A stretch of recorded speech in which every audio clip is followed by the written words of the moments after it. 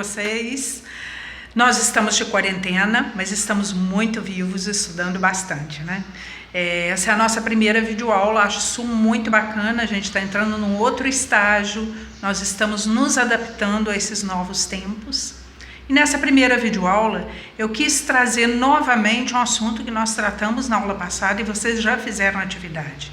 Queria tratar da redação com a introdução narrativa.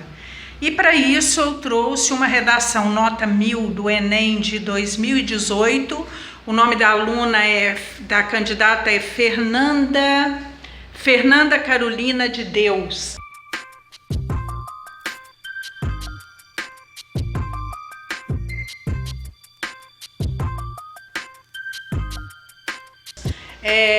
Redação nota 1000 do Enem 2018. E eu trouxe primeiramente os relatos dela sobre a forma como ela estudava, como ela organizava esses conteúdos. E foi muito bacana porque ela usou um trecho do filme Matrix para fazer a introdução do texto dela. E é importante perceber que não é a narração que você vai colocar que vai te garantir uma boa nota no Enem. O que vai te garantir uma boa nota no Enem é se você usar esse argumento para levantar um problema, uma tese que realmente seja importante. E aí você precisa de leitura de filosofia, sociologia, história, como nós já falamos antes, né? Então eu vou ler um trechinho aqui do depoimento dela, tá? Vou me mover aqui, que eu estou com o smartphone na mão. Ler um trecho do depoimento dela e aí nós vamos passar para a redação, vamos fazer a leitura, certo? Então ela diz que ela destaca a importância de aplicar conhecimentos multidisciplinares no texto e destaca o hábito de praticar sempre o exercício da escrita. Então ela diz que utilizou como referência na redação argumentos sociológicos e de um filme. Ela sempre teve afinidade com repertórios culturais e também sempre considerou importante relacioná-los a referenciais filosóficos e sociológicos. Eu espero que vocês terminem de ler aí, e aí vamos dar uma pausa e vamos passar para a leitura da redação, ok?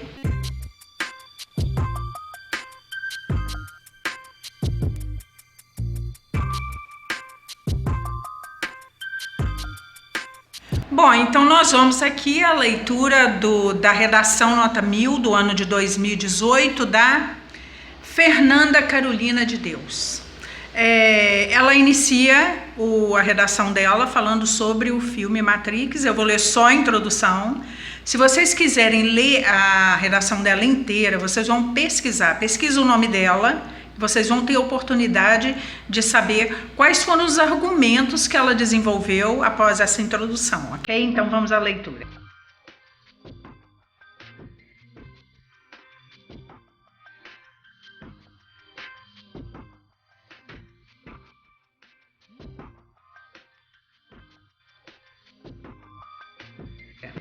No filme Matrix, clássico do gênero ficção científica, o protagonista Neo é confrontado pela descoberta de que o mundo em que vive é, na realidade, uma ilusão construída a fim de manipular o comportamento dos seres humanos, que, imersos em máquinas que mantêm seus corpos sob controle, são explorados por um sistema distópico dominado pela tecnologia.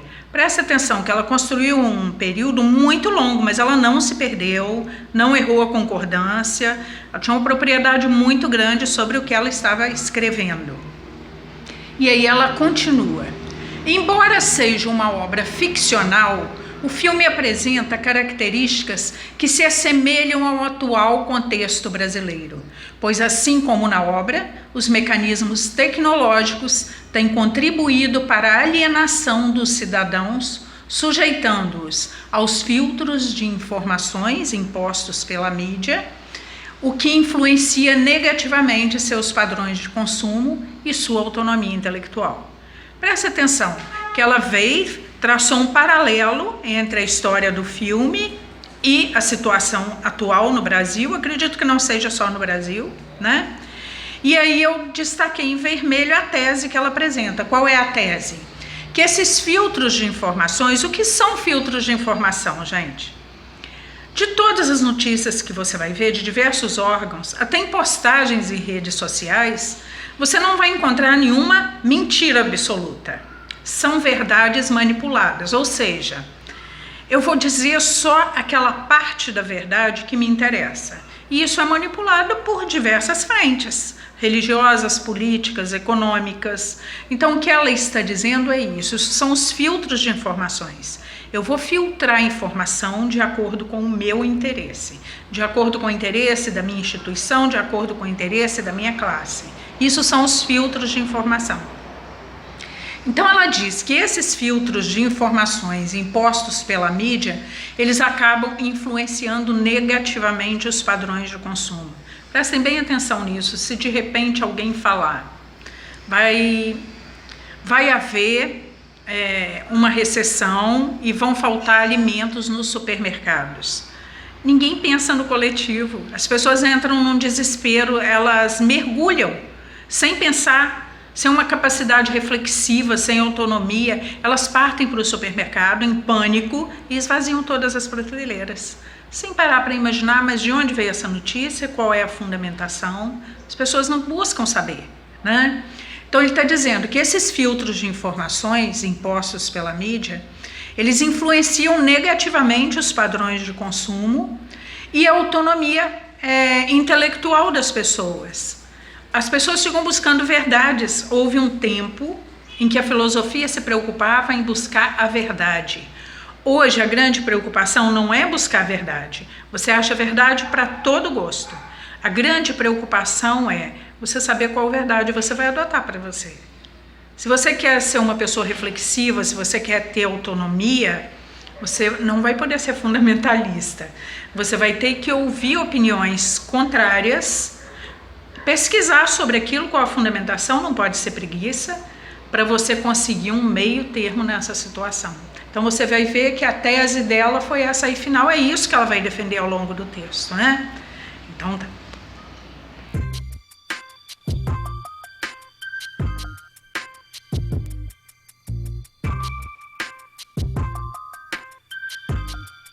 E aí, então, nós vamos passar para o segundo tipo de introdução que nós vamos tratar hoje.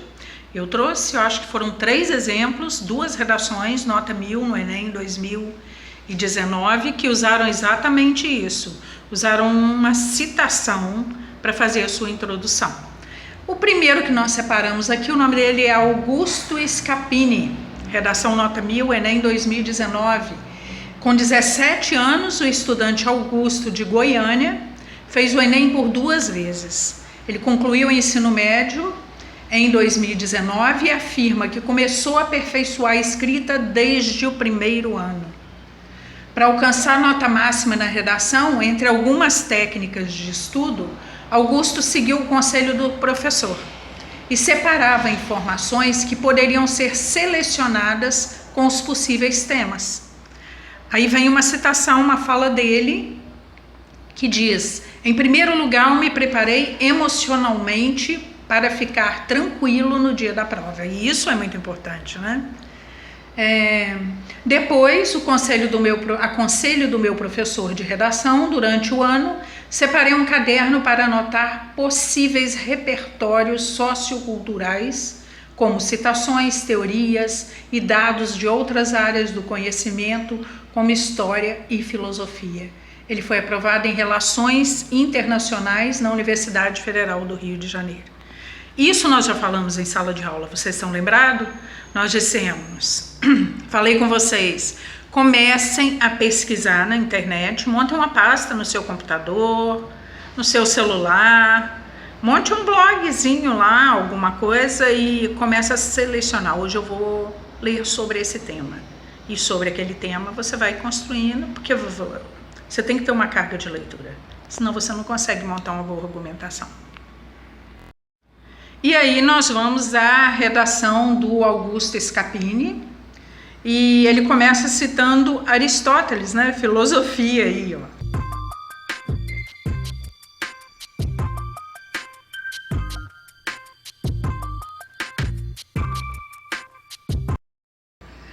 Aristóteles, grande pensador da antiguidade, defendia a importância do conhecimento para a obtenção da plenitude da essência humana. Para o filósofo, sem a cultura e a sabedoria, nada separa a espécie humana do restante dos animais. Nesse contexto, destaca-se a importância do cinema, desde a sua criação, no século XIX, até a atualidade, para a construção de uma sociedade mais culta. No entanto, há ainda diversos obstáculos que impedem a democratização do acesso a esse recurso no Brasil, centrados na elitização do espaço público e causadores da insuficiência intelectual presente na sociedade. Com isso, faz-se necessário uma intervenção que busque garantir o acesso pleno ao cinema para todos os cidadãos brasileiros. Para quem quiser acessar a redação dele inteira, eu deixei o link abaixo. Observem que na introdução ele já dá uma ideia até da conclusão que ele vai apresentar. Isso não é muito comum numa introdução. Mas ele deixa bem clara a tese que ele vai defender. Ele vai dizer, está marcado em vermelho, que os obstáculos que impedem essa democratização, o tema da redação foi esse, né? A democratização do cinema. Então, segundo ele, entre os obstáculos que impedem a democratização está a elitização do espaço público. Aí ele vai defender isso, que os espaços culturais hoje ainda pertencem às classes mais elevadas. Você pega as periferias, por exemplo, elas não têm acesso a tudo que tem no centro da cidade. E ele vai defender, falar, eu não concordo com isso. Tudo bem, você pode não concordar, mas você tem que ter bons argumentos. Você pode concordar e ter bons argumentos. Para poder passar, ele teve bons argumentos que convenceram a banca julgadora, né? Então, o que ele defende aqui é que há uma elitização dos espaços culturais, e isso impede a democratização do cinema.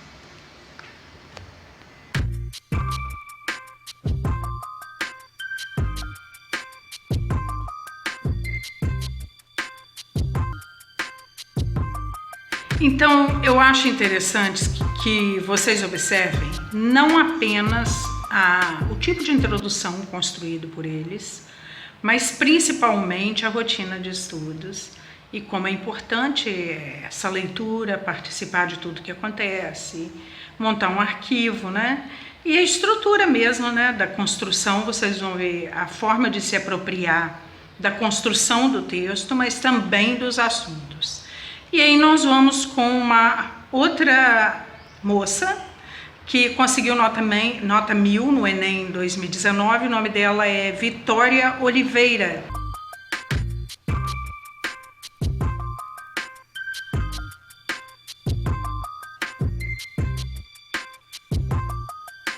Ela é de Teresina, Piauí, 19 anos, estava fazendo um preparatório e comentou sobre o tema. Segundo ela achou inesperado o tema sobre cinema, né? Porém muito pertinente ao contexto atual do Brasil.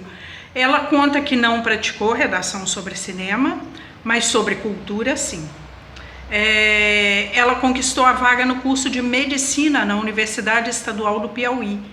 E ela conta que em sua rotina fazia redações de 2 a 3 vezes por semana e lia muitos repertórios que ajudavam a absorver e enriquecer os textos. Quando eles dizem lia muitos repertórios, o que eles querem dizer? Eles querem dizer que pesquisavam diferentes áreas, sociologia, filosofia, mas também medicina, tudo. O que pode ser tema, quando você pesquisa no Google, você vai achar temas prováveis, redação Enem 2020. Comecem a ler sobre isso, é importante. Que tipo de argumento eu montaria? Que tipo de citação eu poderia usar para iniciar essa redação? E quando você vai pegar em filosofia, para quem já está no terceiro, você tem muita citação, principalmente no campo da filosofia política. Se você pegar ali e falar mão invisível do mercado, você já sabe que está falando de Adam Smith. Então você pode ir selecionando dentro dos próprios conteúdos da sala de aula, aquilo que o professor ministra, o que tem no seu livro didático. No próprio livro didático você vai achar muitas citações. Então, como nessa aula agora a gente está trabalhando com as citações, busquem nos livros de vocês, nas apostilas aí que vocês têm. Provavelmente vocês vão achar alguma citação que vai interessar para as atividades dessa semana.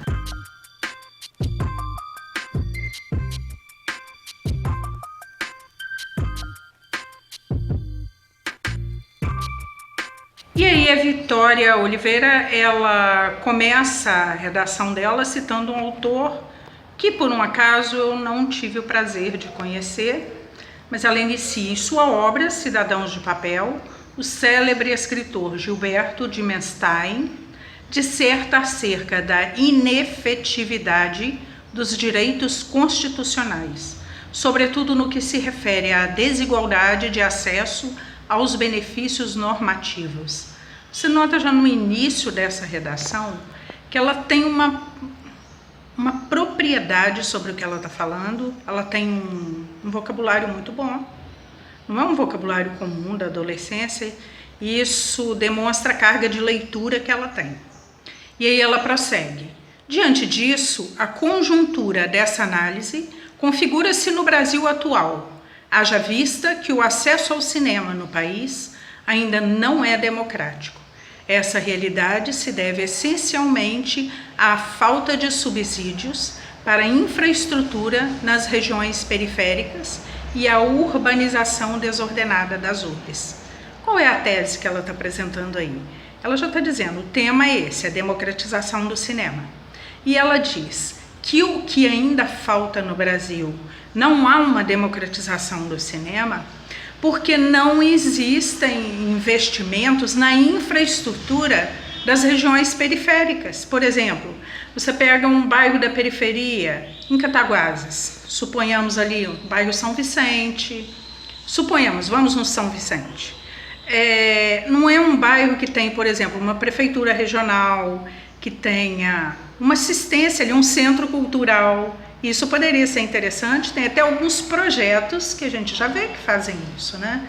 Mas, no geral, em nível de Brasil, isso representa muito pouco. Então, ela vem defender isso, que falta infraestrutura nas regiões periféricas e a urbanização das cidades é desordenada. Então, ela apresentou uma citação, né? E aí vale lembrar que nós temos citações diretas e indiretas. Essa citação dela é direta ou indireta? Ela é indireta, porque a citação direta, ela vem entre aspas, você diz exatamente o que o autor falou. Na citação indireta, você só reproduz. Então, pode ser que na hora na redação, você não lembre exatamente de como foi, mas aí você faz uma citação como a dela indireta. Mais importante do que a citação é o que ela extrai dessa citação para poder lançar a tese dela. E isso foi o que ela fez e muito bem feito.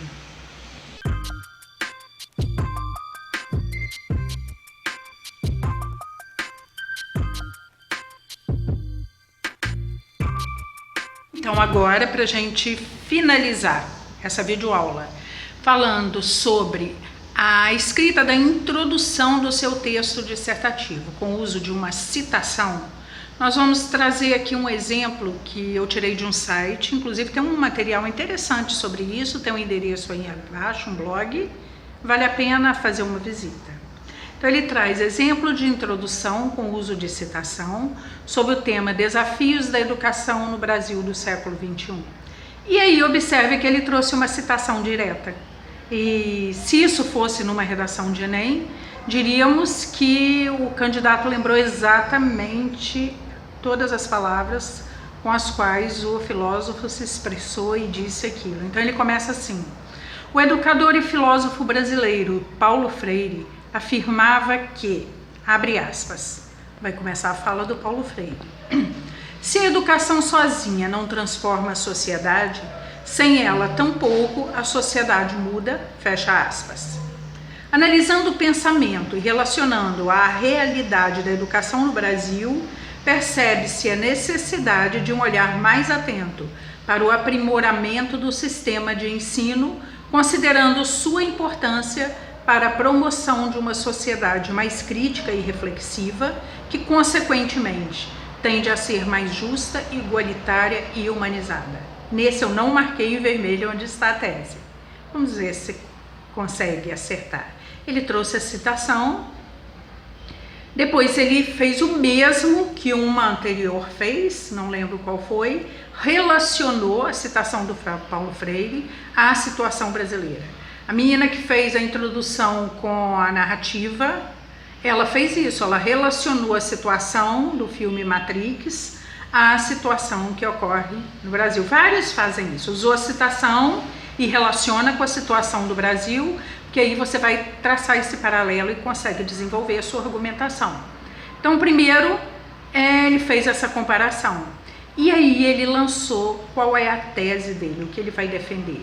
Se ele diz que precisa de um olhar mais atento para o aprimoramento do sistema de ensino, significa que ele está defasado. Se precisa aprimorar, é porque não está bom, está ultrapassado. Então ele está dizendo isso, a tese dele é essa, que por esse sistema estar ultrapassado e a importância dele para a promoção de uma sociedade mais crítica e reflexiva significa que não se está formando uma geração crítica nem reflexiva no Brasil. E se você não é crítico e nem reflexivo, se você não consegue investigar e raciocinar, você também não vai ter igualdade, não vai ter justiça. Observe como as pessoas que não têm muito conhecimento, não quer dizer que elas sejam boas ou más, elas têm uma tendência muito grande a julgar, criticar e a serem muito cruéis com as outras pessoas. O que ele está defendendo nessa redação? Ele está defendendo que se houver uma educação, se aprimorar essa educação, se ela puder levar conteúdos diferentes, se ela puder ensinar a pensar, se ela levar autonomia às crianças e aos jovens, nós teremos uma geração mais crítica. E se ela for mais crítica, ela também vai ser mais justa, mais igualitária.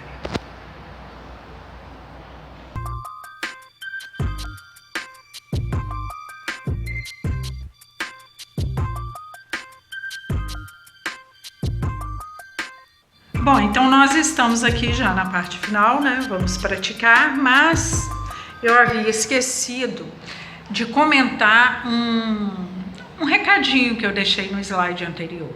Muito cuidado quando forem buscar citações, porque citações que você encontra em redes sociais, dessas que vêm numa postagem bonitinha, geralmente você acha postagens de Freud, Aristóteles, Platão. O que você precisa é conferir se realmente eles disseram aquilo. Não confie em postagem de redes sociais como citação. Isso não é seguro e numa redação do Enem pode te prejudicar bastante. Você quer encontrar uma citação segura? Em primeiro lugar, vai no seu livro didático. Pega livros. Você tem a sua apostila, você tem lá a disciplina, você tem aula de filosofia, que é no livro, né? Mas você tem a apostila de sociologia, você tem história, tem na área de ciência também. Então, busque citações em fontes seguras. Se você quer buscar a citação pela internet, na hora que você for no Google buscar a citação, primeiramente você vai digitar PDF.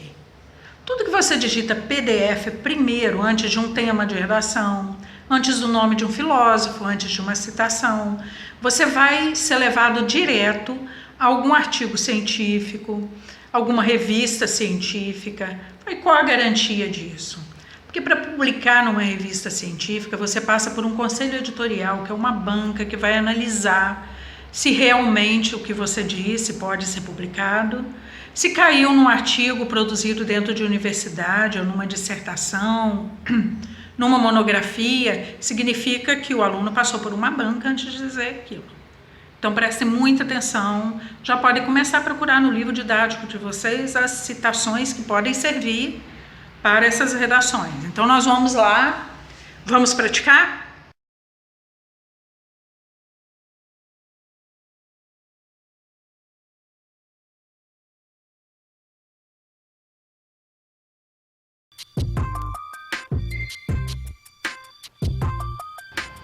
Então a primeira questão que eu proponho aqui é que eu grifei nas redações do Enem palavras e expressões que não são comuns no nosso vocabulário. Quero que vocês busquem o significado e anotem para a gente começar a ampliar esse vocabulário aí. Vamos escrever diferente, vamos escrever melhor. Essa é a primeira questão. Então, todas as palavras e expressões que estiverem grifadas, vocês vão buscar o significado e essa é a tarefa 1. Tarefa 2, eu trouxe 4 temas. Vocês vão fazer exatamente o que fizeram na aula anterior, só que ao invés de ser redação com introdução narrativa, vocês vão produzir 4 introduções com citação. Aí você tem 4 temas diferentes, eu não vou ler todos para não me estender. Tema 1, Sistema Previdenciário Brasileiro. Você fala, ai, Dalina, Sistema Previdenciário, que é isso? Pelo amor de Deus, justamente. Qualquer tema pode cair. Sistema previdenciário vai atingir benefícios, aposentadoria, trabalho, pagamentos. Vocês vão ter que entender disso. Para quem está no primeiro ano, que bom. Vocês estão começando muito cedo. Para quem está no terceiro, é hora, está passando da hora. A gente tem que entender, vocês vão entrar para a universidade, né? Então, nós temos sistema previdenciário. Eu não vou ler os outros temas, não. Então, vocês têm todas as orientações aí. Então, é isso que nós temos para essa semana. As tarefas vão ser postadas já aqui no Google Classroom. Se tiverem alguma dúvida, vocês têm meu WhatsApp. Eu estou aqui para orientar vocês, ok? Beijo!